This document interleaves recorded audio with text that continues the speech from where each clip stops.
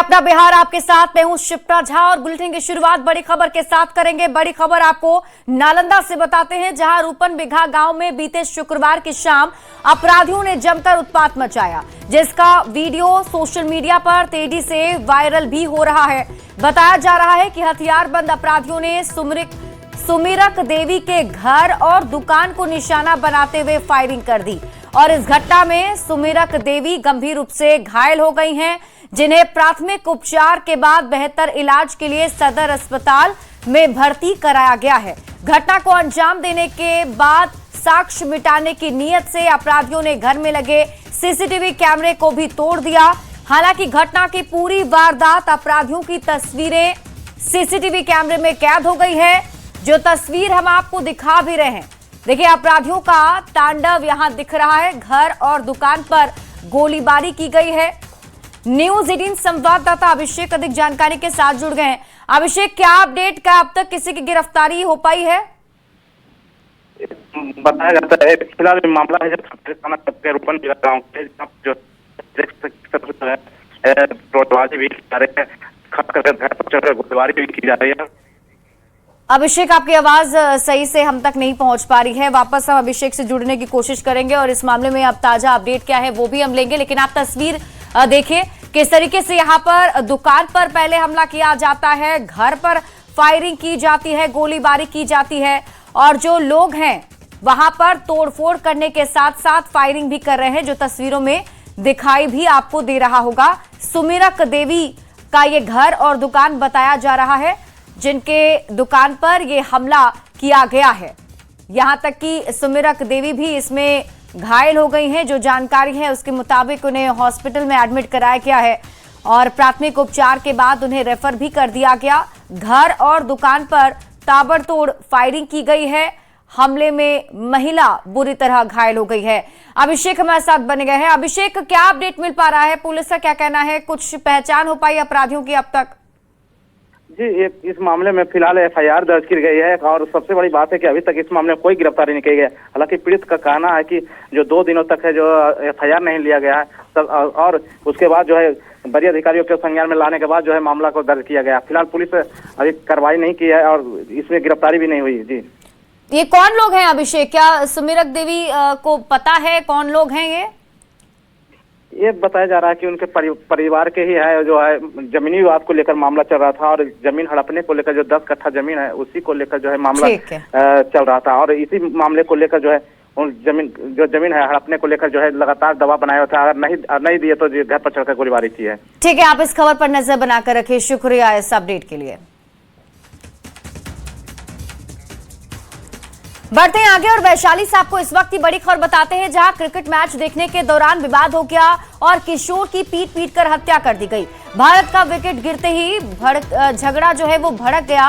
17 साल के कुंदन कुमार की मौत हो गई है। महनार के जक्कोपुर गांव में ये वारदात हुई है। तो इस वक्त की बड़ी खबर आपको वैशाली से बता रहे हैं, जहां क्रिकेट मैच देखने के दौरान विवाद हुआ और किशोर की पीट कर हत्या कर दी गई।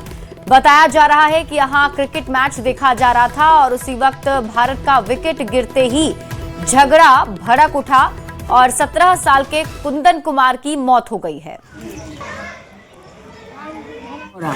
तो हम लोग पहले से देखा जाए, एगो छोड़ा रहे 3 गो रहा, हमारे पोता लेकर 4 गो भेले।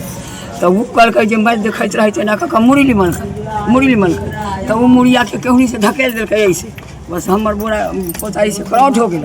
करौट हो गेला के बाद में तो उठल ना, तो ओकरा चोट लग गए। तो हमार पोतवा कहल जे कलर बात धर गंज के जे कल कस कर घिचलक ना, तो गंजी बाके अथी सियन टूट कर ओकरा मारे। पटना सिटी से आपको बड़ी खबर बताते हैं। निशांत कुमार पहुंचे हैं पटना साहिब तख्त श्री हरमंदिर जी पटना साहिब में। उन्होंने मत्था टेका है, दरबार में मत्था टेककर आशीर्वाद लिया है। गुरुद्वारा प्रबंधक कमेटी ने सिरोपा उन्हें देकर सम्मानित भी किया। गुरु महाराज से जुड़ी स्मृतियों का दर्शन भी निशांत कुमार ने किया है। तो इस वक्त की बड़ी खबर आपको पटना सिटी से बता रहे हैं और ये तस्वीर आप देखिए, नीतीश कुमार के बेटे निशांत कुमार पटना साहिब पहुंचे। तख्त श्री हरमंदिर जी पटना साहिब में उन्होंने मत्था टेका, दरबार में जाकर आशीर्वाद लिया है और गुरुद्वारा प्रबंधक कमेटी ने उन्हें सिरोपा देकर सम्मानित भी किया। अल्लाह हो, वाहिगुरु हो, सब एक है, उसमें कोई पूछने की बात नहीं है। तो सब धर्म को साथ लेके चलना है। जब भी सब जो भी जितनी मान्यताएं हैं, जितने धर्म हैं, सबका आशीर्वाद रहे मुझ पर। मैं भी सब धर्म को साथ लेके चलूँ, यही काम है। तो मुख्यमंत्री नीतीश कुमार के बेटे और जेडीयू नेता निशांत कुमार ने कंकड़बाग में मंजू सिन्हा पार्क में अपनी मां की प्रतिमा पर माल्यार्पण किया। इस दौरान निशांत काफी भावुक भी दिखे। उन्होंने कहा कि आज मां होती तो बहुत खुश होती, उनकी बहुत याद आती है। अपनी यात्रा को लेकर निशांत कुमार ने कहा कि वो सभी 38 जिले की यात्रा करेंगे और इस पर जल्द ही फैसला लेंगे।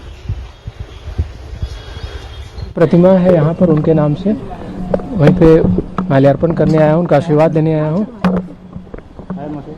उनका आशीर्वाद मुझ पर रहे, स्नेह सब बना रहे, यही कामना करता हूँ। माँ को मिस कर रहे हैं निशांत? हाँ, याद तो आती है। बड़ा मौका है, बड़ी जिम्मेदारी मिली आपको। जी, क्या लगता है माँ होती तो खुशी और भी आती? तो सही बात है, होता तो और अच्छी बात रहती। अब नहीं है तो उनका आशीर्वाद रहे मेरे ऊपर। यात्रा पर भी निकलने वाले हैं जी हाँ, यात्रा पर 38 जिलों का यात्रा पर निकलूंगा, अभी डिसाइड कर रहा हूँ। जो युवाओं की टीम बनी है निशांत जी, उन्होंने मांग कर दी है कि हम लोग निशांत जी को ही मुख्यमंत्री के रूप में देखना है। मुख्यमंत्री यात्रा पर पिताजी समृद्धि यात्रा पर जा जी के द्वारा हुआ जा रहा है, वो निशांत जी की तरफ से भी ये कंटिन्यू बना रहे, जिसके वजह से निशांत जी पॉलिटिक्स में आ रहे हैं। बहुत ही ज्यादा खुश हैं। इवन बिहार की सारी जनता खुश है। बिहार की जनता की वजह से ही निशांत भैया मतलब पॉलिटिक्स में आए। आगे किस रूप में देखना चाहते हैं निशांत जी? अभी देखिए, अभी सब पार्टी तय करेगी और पार्टी के वरिष्ठ नेता जो है वो तय करेंगे उनका क्या मार्गदर्शन रहेगा। बहुत खुश है, इंतजार कितना मतलब था इस पल वो उसकी कोई सीमा ही नहीं है। बहुत खुश है हम लोग। का? इंतजार कितना था इस पल? बहुत इंतजार था, बहुत लंबा इंतजार था, बहुत साल से। बहुत खुशी है हम लोग को। हम लोग बहुत दिन से ये इंतजार में थे कि कब पार्टी ज्वाइन करे वो। पहले भी बातें होती थी इस चीजों को? हाँ, होती थी। वो चाहते नहीं थे, लेकिन इस बार बहुत खुशी हुई कि वो चाह गए। पार्टी ज्वाइन कर लिया, अब शादी की बात आती है, क्या लगता है आप लोग शादी भी? और उसके बारे में तो नहीं कह सकते हैं, पहले फिलहाल ये होने तो दीजिए आगे। क्या लगते हैं निशांत? भैया लगते हैं, वो मेरे भैया है। भाभी कौन? हाँ, भाभी कौन? अरे जरूर लाएंगे अगर वो करना चाहे तो, लेकिन अभी तो फिलहाल आई थिंक कि पॉलिटिक्स ज्वाइन कर रहे हैं तो उसमें ही वो अपना फ्यूचर देखे तो ज्यादा अच्छा है। अच्छा, तो भाभी तो खैर आते रहेंगी। जी, आप लोग बहुत ज्यादा खुश हैं, हम सारे घर वाले बहुत ज्यादा खुश हैं। तो हम चाहते हैं कि वो सीएम के पोस्ट पे भी जाएं। सीएम देखना चाहते हैं? ऑफ कोर्स चाहते हैं। निशांत कुमार ने कल जदयू ज्वाइन किया था, अपने पिता का आशीर्वाद भी लिया और आज निशांत पहुंचे थे, मंजू सिन्हा स्मृति पार्क पहुंचे थे, अपनी मां की प्रतिमा को प्रणाम करने के लिए पहुंचे थे, आशीर्वाद लेने के लिए पहुंचे थे। और हम लोगों ने निशांत कुमार से बातें भी की। अपने माँ को वो मिस कर रहे थे। उनके परिवार के लोग यहाँ रहते हैं, उनके मामा, उनकी मामी, उनकी मेरी बहन, उनके बहनोई, उन सब से भी हमने बातें की। निशांत ने जदयू ज्वाइन किया है, निशांत मुख्यमंत्री बने, इन तमाम बातों का जिक्र भी हुआ। निशांत खुद बोले कि उन्होंने अपनी माँ को मिस किया है, माँ अगर रहती तो और अच्छी बातें रहती। हालांकि उनके परिवार के लोग चाहते हैं कि निशांत जदयू तो ज्वाइन किया ही है, निशांत मुख्यमंत्री भी बने। और ये भी कहा कि जिस तरह से नीतीश कुमार ने राज्यसभा जाने का फैसला लिया तो उन लोगों को दुख हुआ, लेकिन अब जबकि निशांत ने जदयू ज्वाइन किया है तो कहीं ना कहीं एक खुशी है कि नीतीश कुमार के कामों को वो आगे बढ़ाएंगे, बिहार का विकास करेंगे। हालांकि उनके परिवार के लोग से ये पूछा गया कि निशांत कुमार की शादी कब होगी, तो इस बारे में भी बातें हुई कि अब जब पार्टी को ज्वाइन किया है तो अगला निर्णय हो सकता है कि अब शादी भी हो। तमाम बातें निशांत कुमार के जो परिवार के लोग थे, जो उनके मामा थे, मामी से, उनसे भी बातें की गई। और निशांत ने खुद भी कहा कि वो यहाँ पहुंचे थे, अपनी माँ को मिस कर रहे थे और आगे बिहार के विकास के लिए वो काम करते रहेंगे। न्यूज 18 लिए पटना से धर्मेंद्र कुमार। जेडीयू नेता निशांत कुमार ने टी20 वर्ल्ड कप जीतने पर भारतीय टीम को बधाई भी दी है। निशांत ने कहा कि ये सौभाग्य की बात है, भारतीय क्रिकेट टीम आगे भी ऐसा प्रदर्शन जारी रखे। ईशान किशन ने बिहार का नाम रोशन किया है। भारत ने फाइनल जीता है सर, क्या कहेंगे सर? बहुत बड़ी उपलब्धि बधाई देता हूँ। ये देश के लिए, राज्य के लिए, सबके लिए सौभाग्य की बात है। बहुत बहुत बधाई देता हूँ। आगे भी ऐसे ही अपना जीत जारी रखें, आगे भी अच्छा करें। बिहार के लाल ईशान किशन ने भी बढ़िया प्रदर्शन किया है सर। बहुत खुशी की बात है, बिहार का नाम उन्होंने, हमें गर्व है कि हम उस राज्य से जहाँ से वो। मुख्यमंत्री नीतीश कुमार कल से समृद्धि यात्रा पर निकलेंगे। वहीं जेडीयू में शामिल निशांत कुमार भी जल्द ही बिहार की यात्रा पर निकलेंगे। निशांत कुमार को लेकर विजय चौधरी ने कहा कि निशांत कुमार पार्टी में सर्वमान्य नेता के तौर पर शामिल हुए हैं, ऐसे में बिहार को समझने के लिए निकलेंगे। वहीं निशांत कुमार के डिप्टी सीएम बनने के सवाल पर विजय चौधरी ने कहा कि ये सारे फैसले मुख्यमंत्री नीतीश कुमार को लेना है और सरकार भी उन्हीं के नेतृत्व में चलेगी। पर निकलने वाले हैं बिहार की, तो निकलेंगे ही, स्वाभाविक है। अब पार्टी में एक तरह से उनकी सर्व स्वीकार्यता है, सब लोग उनको मानते हैं और सब लोगों की इच्छा और अनुरोध के बाद ही उन्होंने सक्रिय राजनीति में प्रवेश किया है। तो यह भी स्वाभाविक है कि वो हर जिले के कार्यकर्ताओं से मिलेंगे, पार्टी के पदाधिकारियों से मिलेंगे, विधायकों से मिलेंगे। तो ये तो अब चरणबद्ध तरीके से होगा ही। निशांत जी भी सर उप मुख्यमंत्री बनेंगे। अब ये तो मुख्यमंत्री जी दो ही फैसला ले सकता है कि ये तो मुख्यमंत्री जी नीतीश कुमार जी ही फैसला लेंगे कि निशांत ही नहीं, जनता दल यू से कौन मंत्री बनेगा, किस विभाग का मंत्री बनेगा, ये सारे फैसले नीतीश कुमार जी ही लेंगे। और सबसे बड़ी बात है कि मुख्यमंत्री नीतीश कुमार जी मुख्यमंत्री भले नहीं रहे, नेता वही रहेंगे। और इस वक्त की बड़ी खबर आपको बताते हैं, जेडीयू प्रदेश अध्यक्ष का बड़ा बयान। उमेश कुशवाहा ने बड़ा बयान दिया है। विपक्ष के विधायक हमारे संपर्क में हैं, उमेश कुशवाहा ने कहा। उन्होंने कहा कि विपक्ष केवल दावा करता है, राज्यसभा चुनाव में एनडीए की जीत तय है। तो उमेश कुशवाहा का ये बड़ा बयान आपको बता दें, जेडीयू के प्रदेश अध्यक्ष उमेश कुशवाहा ने कहा है कि विपक्ष के कई जो विधायक हैं वो उनके संपर्क में हैं। ये भी उन्होंने कहा कि विपक्ष की तरफ से सिर्फ दावा किया जा रहा है, जीत तय है। क्या कुछ उन्होंने कहा है आपको दिखाते हैं। कितनों हाथ पैर मार ले, जीत तो एनडीए की होगी। पांचों सीट पर एनडीए जीत पक्की है। और जो हमारे नेता और हम लोग के संपर्क में तमाम जो है, कुछ विपक्ष के लोग भी हमारे जो है संपर्क में हैं। और कुछ भी कर ले लो, महागठबंधन कुछ कर ले, जीत तो एनडीए को। तो 16 मार्च को होने वाले राज्यसभा चुनाव को लेकर जेडीयू के प्रदेश अध्यक्ष ने बड़ा दावा कर दिया है। उन्होंने कहा कि विपक्ष के कई विधायक उनके संपर्क में हैं और राज्यसभा चुनाव में क्रॉस वोटिंग कर सकते हैं। अब उमेश कुशवाहा के इस दावे पर भी सियासत शुरू हो गई है। आरजेडी कांग्रेस ने पलटवार किया और कहा कि सत्ता पक्ष के लोग मुगालते में हैं। 16 मार्च को उन्हें पता चल जाएगा कौन किसके साथ है। तो 16 मार्च को राज्यसभा का चुनाव होना है और बिहार में खाली हो रही 5 सीट के लिए 6 उम्मीदवारों ने नामांकन किया। ऐसे में 5वीं सीट के लिए लड़ाई दिलचस्प हो गई है, क्योंकि 5वीं सीट पर किसी भी उम्मीदवार की तस्वीर साफ नहीं है। बावजूद इसके एनडीए नेताओं का दावा है कि अभी जितनी भी 5 सीटें हैं वो एनडीए आसानी से जीत लेगी और आरजेडी के उम्मीदवार अमरेंद्रधारी सिंह की हार तय है। हम 5 सीट जीतेंगे, हमारे आंकड़े भी हमारे पक्ष में हैं। और जो लोग ये सोचते हैं कि हम पैसे के बल पर चुनाव निकाल सकते हैं, उनको कड़ी हार का सामना करना पड़ेगा। हमारे सारे आंकड़े उनके पास 6 की कमी है और हमारे पास महज 3 की कमी है। और यह बताता है कि हम वो 3 की कमी भी पूरा कर लेंगे और 5 सीटें हर हालत में एनडीए जीतेगी। अमरेंद्रधारी सिंह ने भी नॉमिनेशन कर दिया है। आप अपने पोजीशन को कैसे देख रहे हैं और किस तरह से चुनाव की आगे की प्रक्रिया होगी? क्योंकि दावा उधर से किया जा रहा है कि हम लोग जीतेंगे। नहीं, अपना पोजीशन मतलब कोई व्यक्तिगत मेरी उम्मीदवारी के पोजीशन का मतलब नहीं है। एनडीए ने सोच समझकर 5 उम्मीदवारों को खड़ा किया है और गारंटी है 5 एनडीए के उम्मीदवारों की जीत होगी, सुनिश्चित है। बिहार में सभी अंचलों में आज से सभी कामकाज ठप हो गया है। सभी अंचलाधिकारी जो हैं वो अनिश्चितकालीन हड़ताल पर चले गए हैं। राजस्व सेवा के दोनों संघ बिरसा और बिरसा यूनाइटेड के ऐलान पर यह हड़ताल हुआ है। सीओ की डीसीएलआर पद पर तैनाती नहीं होने से नाराज हैं। संघ ने सरकार पर वादा खिलाफी का आरोप भी लगाया और कहा हाईकोर्ट के आदेश को भी सरकार नहीं मान रही है। राजस्व सेवा के अधिकारियों को डीसीएलआर पद पर तैनात करने का आदेश था। आपको बता दें कि राज्य में सर्वे और चकबंदी का काम भी आज से ठप है।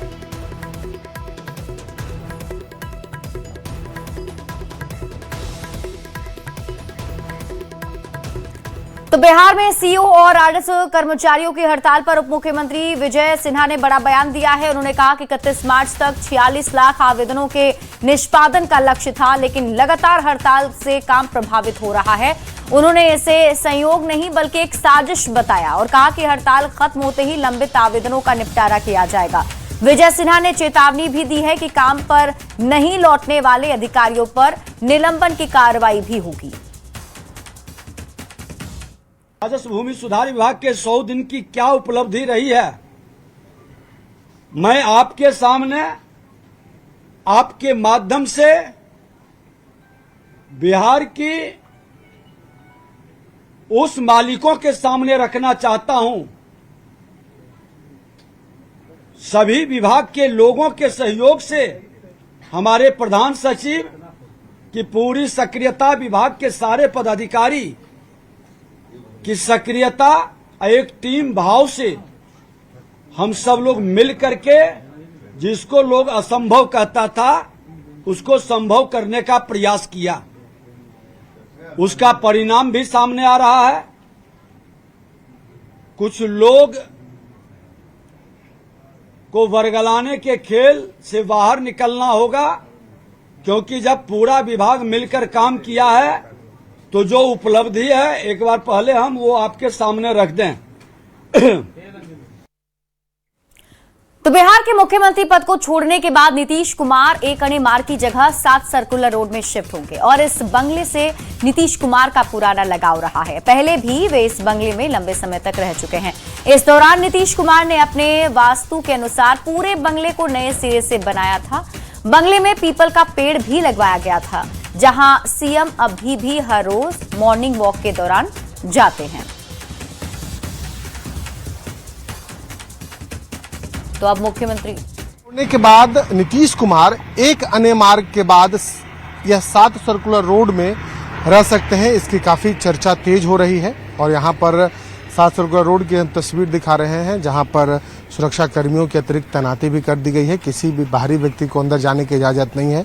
और आज भी मुख्यमंत्री नीतीश कुमार एक बार मॉर्निंग वॉक के समय सुबह में 1 नंबर से 7 सर्कुलर रोड इस बंगले में जरूर आते हैं। और इस बंगले को नीतीश कुमार ने काफी सजाया और संवारा है। काफी इस बंगले में जो मेंटेनेंस का काम है वो हुआ है। और साथ ही साथ इस बंगले में नीतीश कुमार ने श्रीलंका से आया हुआ पीपल का वृक्ष भी लगाया है। और एक बार सुबह उस पीपल के वृक्ष को प्रणाम करने नीतीश कुमार यहाँ पर जरूर आते हैं। तो कहा जा सकता है कि 7 सर्कुलर रोड में पहले भी नीतीश कुमार का आशियाना रहा है। यहाँ लंबे समय तक नीतीश कुमार रह चुके हैं। और अब यह माना जा रहा है कि जब मुख्यमंत्री पद नीतीश कुमार छोड़ेंगे, एक अणे मार्ग जब उन्हें खाली करना पड़ेगा, उसके बाद इसी 7 सर्कुलर रोड के बंगले में नीतीश कुमार रहेंगे। और चर्चा इस बात की भी है कि निशांत कुमार को भी एक सरकार में बड़ी जिम्मेदारी मिल सकती है, तो उस वक्त यह बंगला उन्हें भी अलॉट किया जा सकता है। कैमरा पर्सन दीपक के साथ शैलेंद्र, न्यूज़ 18 पटना। और आइए अब आपको एक अणे मार्ग के बारे में जानकारी देते हैं। दरअसल एक अणे मार्ग जिसमें मुख्यमंत्री नीतीश कुमार फिलहाल रह रहे हैं, ये मुख्यमंत्री का आवास है और यहीं पर मुख्यमंत्री रह रहे थे। और इसके साथ ही जितने भी कार्य मुख्यमंत्री के तौर पर या जेडीयू पार्टी के नेताओं जो यहां पर आते थे वो मुख्यमंत्री से मुलाकात करने के लिए इसी सरकारी बंगले में आते थे। तो बिहार के मुख्यमंत्री का सरकारी आवास अब बिहार के दूसरे राज्यपाल के नाम पर यह आवास है। माधव श्री हरि अणे के सम्मान में ये नाम दिया गया था। और आपको बता दें कि 1948 से 52 तक यानी 1952 तक बिहार के वो राज्यपाल रहे। 2006 में सीएम का सरकारी आवास इसे घोषित कर दिया गया। और पहले भी यहाँ कई मुख्यमंत्री इससे पहले रह चुके हैं। चूंकि सीएम नीतीश कुमार लगातार 20 साल से बिहार के सीएम हैं, तो मुख्यमंत्री यहीं रह रहे थे। बढ़ते हैं आगे और अब बात कर लेते हैं अगली खबर की। बड़ी खबर मोतिहारी से, जहां अपराधियों ने पुलिस को चुनौती देते हुए वाहन जांच के दौरान हवाई फायरिंग कर दी है। गनीमत रही कि इसमें किसी भी पुलिसकर्मी को गोली नहीं लगी। वहीं वाहन चेकिंग के दौरान अपराधियों ने छतौनी थाना की पुलिस की गाड़ी को कुचलने का प्रयास किया और हवाई फायरिंग करते हुए भाग निकले। छतौनी थाना की पुलिस ने नाकाबंदी कर अपराधियों को पकड़ने का प्रयास भी किया था। इसी दौरान अपराधियों ने पुलिस की गाड़ी में टक्कर मार दी, जिससे थाने की पुलिस की गाड़ी क्षतिग्रस्त हो गई है। वहीं अपराधी भागने में सफल रहे, लेकिन उनकी गाड़ी कोटवा में लावारिस हालत में मिली है। छतौनी थाने में अपराधियों के खिलाफ एफआईआर दर्ज कर ली गई है। पुलिस अब पूरे सीसीटीवी फुटेज को खंगालने में जुटी हुई है। में एक बार फिर अपराधियों ने बड़ा दुस्साहस किया है और पुलिस की गाड़ी को ही टक्कर मारा है। देखिए, ये तस्वीर आपको दिखा रहे हैं, छतौनी थाना की पुलिस की गाड़ी है और ये वाहन जांच अभियान में तमाम पुलिसकर्मी लगे थे, लेकिन अपराधी की दुस्साहस देखिए कि उन्होंने पुलिस की गाड़ी को टक्कर मार दिया। जब पुलिस ने घेराबंदी शुरू की तो हवाई फायरिंग भी किया। जवाबी कार्रवाई में छतौनी थाना के पुलिस के द्वारा भी एक फायरिंग की गई, हवाई फायरिंग की गई। लेकिन ये बड़ा मामला है, आखिर तमाम थानों की पुलिस उस अपराधी को जो है उसकी नाकाबंदी कर रही थी, लेकिन इसी दौरान अपराधी जो है वो भागने में जरूर सफल रहा, लेकिन उसकी गाड़ी जो है वो कोटवा में पकड़ी गई है। लेकिन यह गाड़ी जो है ये छतौनी थाना की पुलिस की गाड़ी है और इस गाड़ी को अपराधियों ने टक्कर मार दिया, जिसमें गाड़ी पूरी तरीके से क्षतिग्रस्त हो गया। एफआईआर दर्ज कर लिया गया है। तमाम सीसीटीवी कैमरे खंगाले जा रहे हैं। तमाम पुलिस जो है पूरे इलाके की, तमाम जो शहरी इलाके हैं उसकी पूरी सीसीटीवी खंगाल रही है कि आखिर कौन लोग थे, कितने लोग थे। लेकिन जो जानकारी मिली है कि 3 से 4 लोग उस स्कॉर्पियो में बैठे थे और स्कॉर्पियो गाड़ी ने इस पुलिस की गाड़ी को टक्कर मार दी। गनीमत यह रही कि किसी पुलिसकर्मी को गोली नहीं लगी, लेकिन छतौनी थाना की पुलिस ने भी जवाबी कार्रवाई में एक फायरिंग जरूर किया है। अभी जो जानकारी मिली है कि पुलिस पूरी कुंडली खंगालने में जुटी है, पूरी सीसीटीवी कैमरा खंगाल रही है कि आखिर कौन लोग थे और कौन लोग इस घटना में शामिल थे। अनिश कुमार, न्यूज़ 18 मोतिहारी। और इस बीच रुक कर लेते हैं बड़ी खबर की ओर। बाढ़ से आपको इस वक्त की बड़ी खबर बताते हैं, जहां मोकामा में नशा तस्कर पर एक्शन लिया गया है। 398 किलो गांजा के साथ ट्रक जब्त किया गया।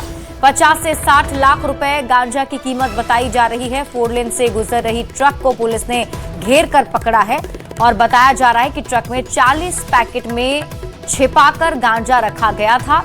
उत्तराखंड की नंबर की ट्रक से ये तस्करी हो रही थी। 3 तस्कर गिरफ्तार किया गया है। पुलिस अब पूछताछ कर रही है।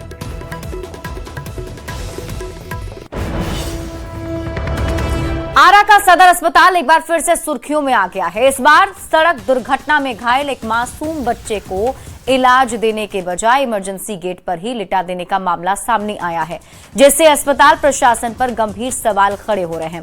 बताया गया है कि भोजपुर जिले के बड़हरा थाना क्षेत्र के रहने वाले अंकुश कुमार स्कूल जा रहा था। इसी दौरान एक बाइक सवार ने उसे जोरदार टक्कर मार दी, जिससे वो गंभीर रूप से घायल हो गया। घटना के बाद परिजन बच्चे को इलाज के लिए तुरंत सदर अस्पताल आरा की इमरजेंसी में लेकर पहुंचे। आरोप है कि वहां मौजूद कर्मियों ने बेड खाली नहीं होने का बहाना बनाकर बच्चे को भर्ती करने से मना कर दिया और दलालों के माध्यम से उसे निजी अस्पताल ले जाने का दबाव बनाने लगे। परिजनों ने आर्थिक स्थिति कमजोर होने के कारण निजी अस्पताल ले जाने में असमर्थता जताई। इसके बाद घायल बच्चे को इमरजेंसी वार्ड में भर्ती करने के बजाय अस्पताल के गेट पर ही लिटा दिया गया, जहां वो दर्द से कराहता रहा और परिजन इलाज का इंतजार करते रहे। इस घटना को लेकर अस्पताल प्रबंधन की कार्यशैली पर एक बार फिर सवाल खड़े हो रहे हैं। तो यहाँ पर आप जमीन पर लेटाए हुए हैं, क्या है? लिटाए तो अंदर में ले गए। हाँ। और कोई शरीर पर रखे वजन नहीं थम रहा था, तो उधर बाहर ले आकर लेटा दी। कोई हमको बेड नहीं दिया, कोई कुछ भी बोला नहीं कि यहाँ रखो। इमरजेंसी के एम्बुलेंस से आए हैं हम, फिर भी हमको कोई सुविधा नहीं मिला। कुछ तो बोला होगा ना कि बेड दे रहे हैं, नहीं दे रहे हैं? कोई कुछ नहीं बोला।